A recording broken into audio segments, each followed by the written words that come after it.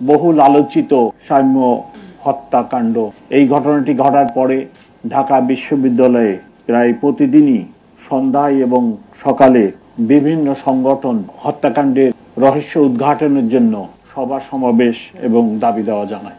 গত 13ই মে তারিখ রাত অনুমান 11:45 ঘটিকায় ঢাকা বিশ্ববিদ্যালয়ের মেধাবী শিক্ষার্থী এস.এম. শাহরিয়ার আলম সাম্য সোহরাওয়ার্দী উদ্যানে কতিপয় দুর্বৃত্তের হাতে নির্মমভাবে খুন হন।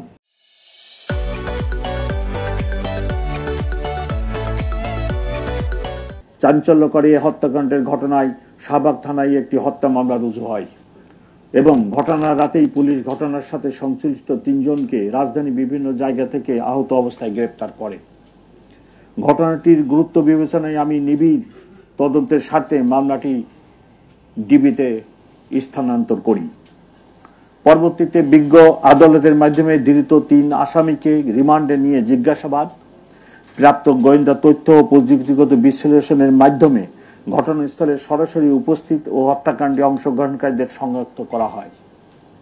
আসামিদের গ্রেপ্তারের লক্ষ্যে কক্সবাজার, মুন্সিগঞ্জ ও ঢাকা মহানগরীর বিভিন্ন এলাকায় ডিবির একাধিক দল ধারাবাহিক অভিযান পরিচালনা করে। এ সংক্রান্তে আরো 8 জনকে গ্রেপ্তার করে।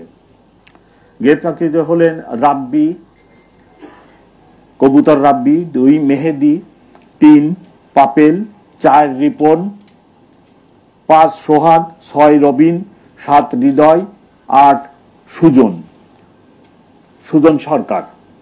গ্রেপ্তারকৃত আসামি মেহেদির দেখানো মতে সোহরাওয়ার্দী উদ্যানের 3 নেতার মাজারের সন্নিকটে মাটি চাপা দিয়ে লুকিয়ে রাখা অবস্থায় হত্যাকাণ্ডে ব্যবহৃত 2টি সুইচ গিয়ার চাকু উদ্ধার করা হয়। গ্রেপ্তারকৃত আসামিদের মধ্যে এখন পর্যন্ত 2 জন ফৌজদারি কার্যবিধি 164 ধারা অনুযায়ী বিজ্ঞ আদালতে স্বীকারোক্তিমূলক জবানবন্দি প্রদান করে।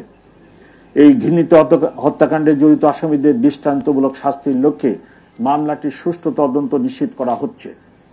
সম্ভাব্য দ্রুত সময়ের মধ্যে মামলাটির তদন্ত প্রতিবেদন বিজ্ঞ আদালতে দাখিল করা হবে এবং আমাদের পক্ষ থেকে দ্রুত গতিতে এই বিচার কার্য সম্পন্ন করার জন্য সকল উদ্যোগ আমরা গ্রহণ করব।